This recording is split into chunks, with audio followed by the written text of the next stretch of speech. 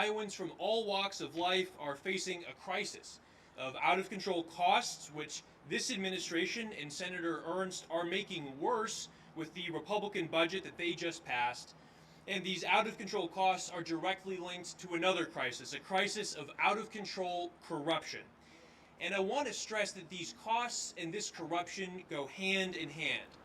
Now, we all know that the economy is working great for the people at the very top, but I don't think anyone here believes that billionaires needed another tax cut. Am I right?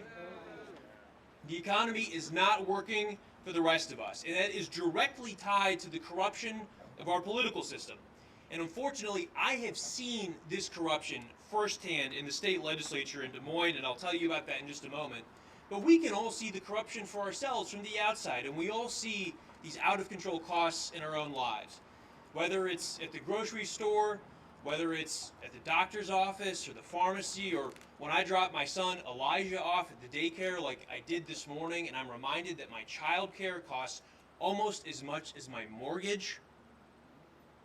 We can all see this in our own lives.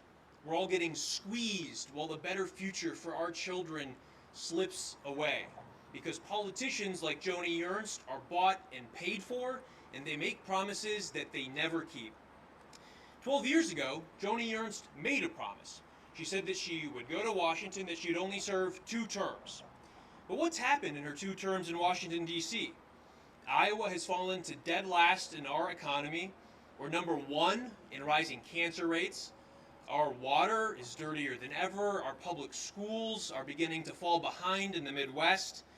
And now with this vote that she just cast for the Republican budget, these Medicaid cuts are threatening to close the Ottumwa Regional Health Center. She said that she was going to go to Washington and make them squeal, but she hasn't changed Washington. Washington has changed her. I'd say that Joni Ernst is all squeal and no bacon.